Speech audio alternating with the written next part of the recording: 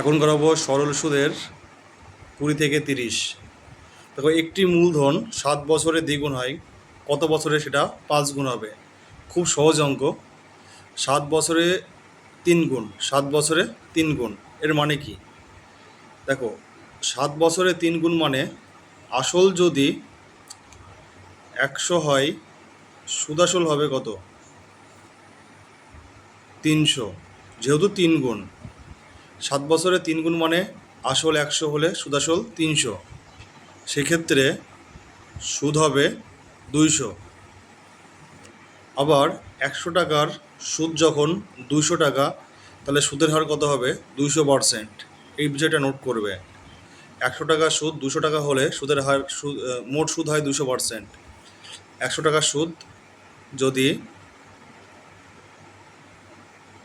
দরকার নেই এটা বের করা, একটি একটি মূলধন 7 বছরে 3 গুণ হয়, মানে আসল 100, সুদাসল 300 আর সুদ 200, সেটা কত বছরে 5 গুণ হবে? দেখো, এটা বছর হলো 7, কত বছরে 5 গুণ হবে? 5 গুণ মানে কি? আসল 100, সুদাসল 500, সুদ হলো 400। এবার দেখো, এই 200 টাকা সুদ হয় 7 বছরে, তাহলে 400 টাকা সুদ হতে সময় লাগবে কত? 7 দুগুণ 14 বছর। কত বছর? 14 বছর। সঠিক উত্তর 14 বছর।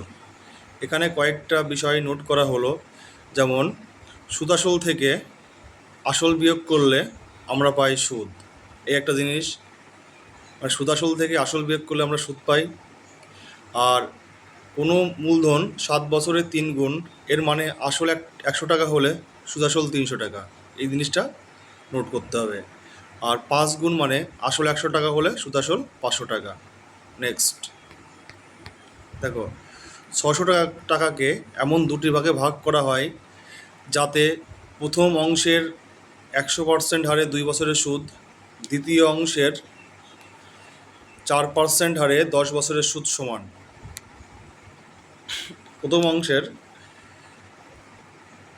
10% হারে 2 বছরের সুদ, তাহলে প্রথম অংশ যদি আমি এক্স ধরি, 10% হারে 2 বছরে কত হয়?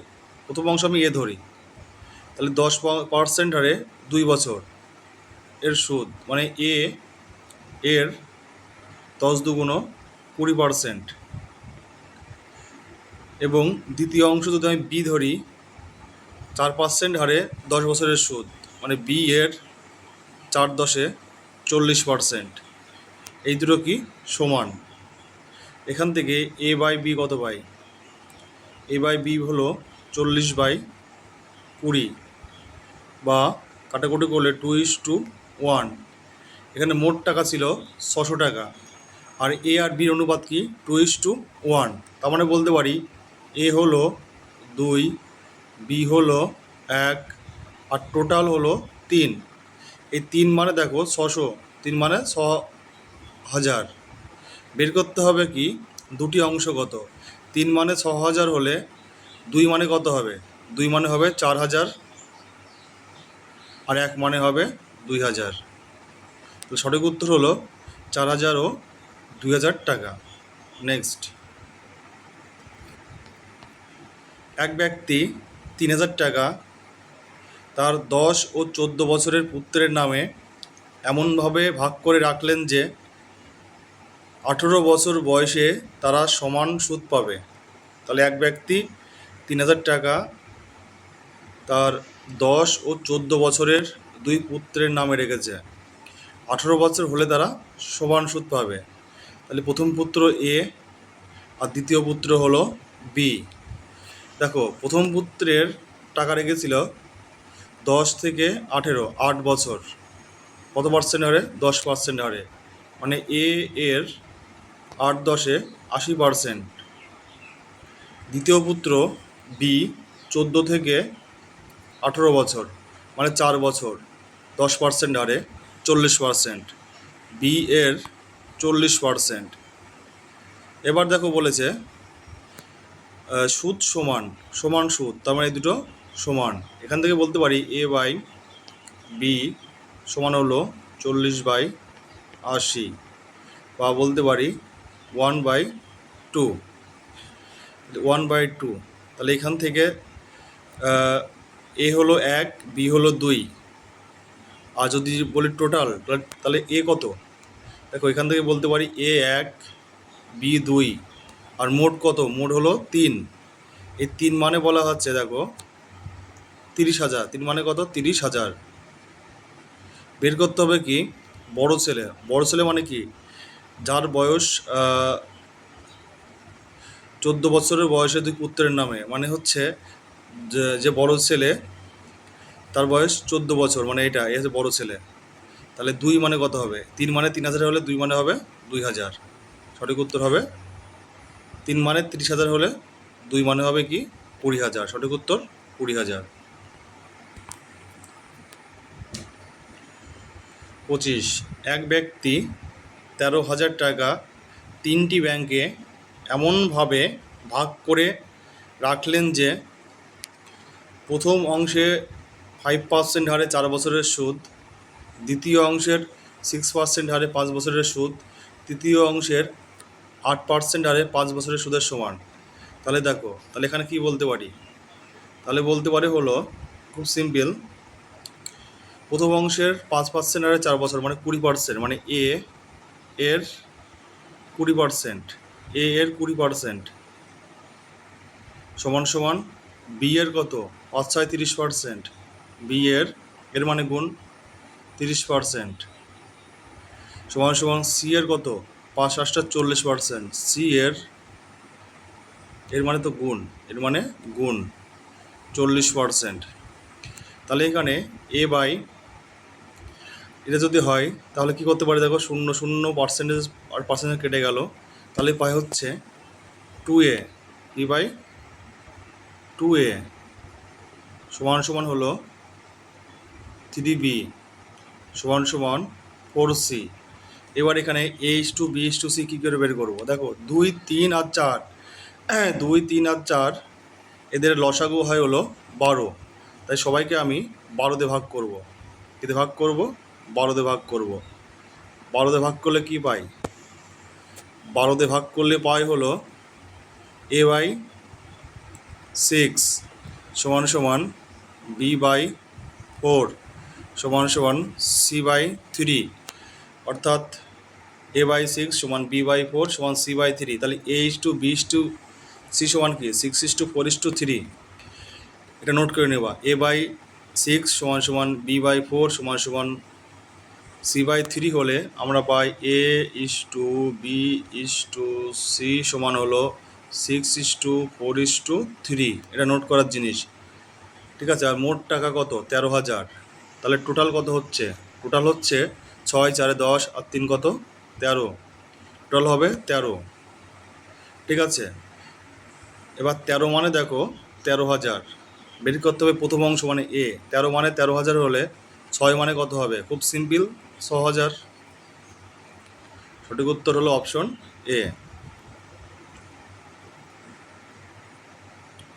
26 নম্বর অঙ্ক, বার্ষিক কত চক্রবৃদ্ধি সুদের হারে 8,000 টাকা?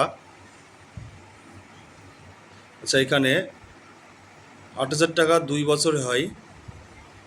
এই অঙ্কটা কেটে গেছে, এটা আমি করাচ্ছি না, এর অপশনও কেটে গেছে। আচ্ছা, 8,000 টাকা এই তো কেটে গেছে। 26 নম্বরটা, 27 নম্বর দেখো, বার্ষিক কত চক্রবৃদ্ধি হারে 40,000 টাকা 2 বছরে হয় 43,624? খুব সিম্পল, খুবই সিম্পল অঙ্ক। এখানে আসল কত? আসল হলো 40,000 টাকা, আর সুদ আসল কত? 43,264, ঠিক আছে।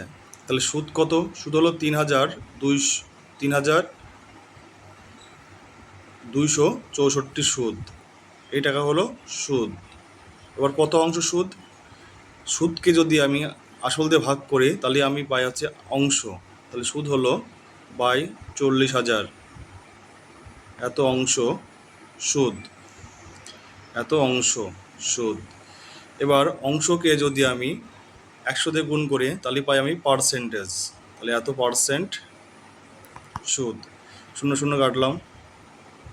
এবার দেখো যদি আমি ভাগ করি তাহলে কত হয়? তাহলে হয় হচ্ছে ওদিকে 40,000, এদিকে 100 বার্ষিক চক্রবৃদ্ধি। আচ্ছা, এখানে একটা জিনিস হলো, দেখো চক্রবৃদ্ধি সুদ চলে এসছে। আমি সরল সুদ করাচ্ছিলাম, 1 মিনিট। অঙ্ক চক্রবৃদ্ধি সুদ চলে এসেছিল, তাই এখান থেকে 27 থেকে আমি সরল সুদ করাবো। এক ব্যক্তি মানে 26 পর্যন্ত সরল সুদই আছে, কিন্তু তারপরেরটা চক্রবৃদ্ধি সুদ চলে এসেছিলো। এক ব্যক্তি 82,000 টাকা তার 10 বছর ও 14 বছর বয়সের 2 পুত্রের নামে এমনভাবে রাখলেন যে 20 বছর বয়স হলে তারা সুদে আসলে সমান টাকা পাবে। ব্যাংকের সুদের হার হলো 8%। খুবই সিম্পল অঙ্ক, যত অঙ্কটা সিম্পল হবে নেবে তত সহজ। দেখো, প্রথম ছেলে হচ্ছে বয়স 10 বছর, তাহলে 20 বছর হতে তার টাকা রাখতে হবে 10 বছর। 8% হারে 10 বছরে হয় 80%। মানে প্রথম ছেলে এ টাকা হলে এর 80%, এর মানে গুণ। দ্বিতীয় ছেলের নামে বি টাকা রাখলে, সরি দেখো এটা কিন্তু একটু অন্যভাবে করতে হবে। এই দেখো এখানে এর 80% হয় না, মানে এ প্লাস, এখানে কি বলেছে, সুদ আসল সমান। তাহলে আসল যদি এ টাকা হয়, সুদ কত হবে? সুদ হবে এর 80%। ঠিক আছে, এবার দ্বিতীয় ছেলের ক্ষেত্রে যদি বি টাকা আসল হয়, তাহলে সুদ হবে বি এর মানে গুণ। 14 বছর বয়স, 20 বছর হতে সময় লাগবে 6 বছর, আর 8% হারে 48%। ঠিক আছে, তাহলে দেখো এ প্লাস যদি আমি করি, এ প্লাস এর 80%, তাহলে কত হয়? 1.8 সুদ আসল সমান সমান বি প্লাস বি এর 48 করলে হয় 1.48 বি। এখান থেকে বের করব হলো এ বাই বি। এখান থেকে বের করব A by B. A by B বের করলে হয় 1.48 বাই 1.8কে তুমি কি লিখতে পারো? 1.80, কারণ 1.8 আর 1.80 একই। এই দুটো কাটাকুটি যদি করি আমি, যে 4 দিয়ে কাটি, তাহলে উপরে হয় কত? দশমিক তুলে 4 দিয়ে কাটলে উপরে হয় 3 4 12, 27, 3 4 12, 37। তো কাটাকাটি করলে উপরে হয় 37, নিচে হয় 45। তার মানে এখান থেকে কি পাই? এ 37, বির অনুপাত কত? 45, আর টোটাল কত? এ প্লাস বি যোগ করলে হয় 82। দেখো এখানে 82 মানে বলা আছে কত? 82 মানে বলা আছে 82,000 একক, দশক, শতক, হাজার, অযুত। বের করতে হবে বড় ছেলে। বড় ছেলে মানে কি? বড় ছেলেকে দেখো, যে ছেলের বয়স ছিল 14 বছর সে হলো বড় ছেলে, তাহলে বড় ছেলে হলো বি। তাহলে 82 মানে 82,000 হলে 45 মানে কত হবে? 45 মানে হবে 45,000, অপশন সি। নেক্সট 28,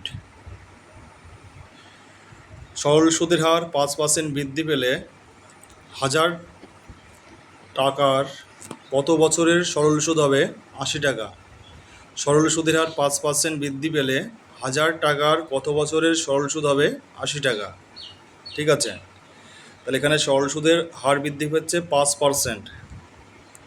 সরল সুদের হার 5% বৃদ্ধি পেলে 1000 টাকার কত বছরের সুদ হবে? 80 টাকা।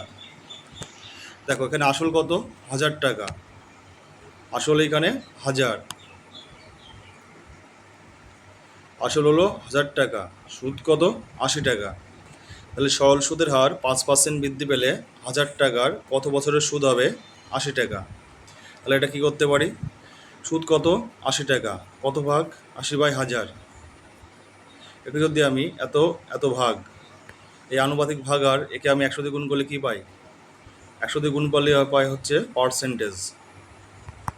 কাটাকুটি করলে কি আসে? 8%। কত পার্সেন্ট? মোট সুদ 8%। আর 5% হারে 8% হতে সময় লাগে 8/5 সমান সমান 1/3 বছর। 1/3 বছর। নেক্সট 29, সুদের হার 2% বাড়লে কত টাকার 10 বছরের সুদ 100 টাকা বেশি পাওয়া যাবে?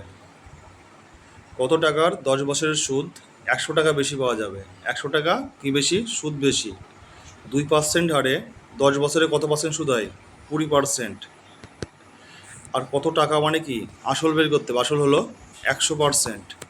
তাহলে 20% মানে হলো 100, 100% মানে কত? 20কে 5 দিয়ে গুণ করলে হয় 100, 100কে 5 দিয়ে গুণ করলে কী হবে? 500। সঠিক উত্তর হবে 500 টাকা। নেক্সট 30। সুদের হার 2% বাড়লে 6,000 টাকার 3 বছরে কত টাকা বেশি সুদ পাওয়া যাবে? সুদের হার 2% বাড়লে, দেখো 2% বাড়লে 3 বছর হয় 6%। কত পার্সেন্ট? 6%। এখানে আসল দেওয়া আছে, সুদ বের করতে হবে। তার মানে হবে 6,000-এর কত পার্সেন্ট? 6%। দেখো এর মানে গুণ আর পার্সেন্টেজ মানে 100 দিয়ে ভাগ। এর মানে গুণ, পার্সেন্টেজ মানে 100 দিয়ে ভাগ। কাটাকুটি করলে হয় 3600, 360, 360। Very good. তো আজকে আমাদের এইটুকুই। ভিডিওটি ভালো লাগলে অবশ্যই লাইক করবে, আর গ্রুপের লিঙ্ক দেওয়া থাকবে, গ্রুপে যুক্ত হবে।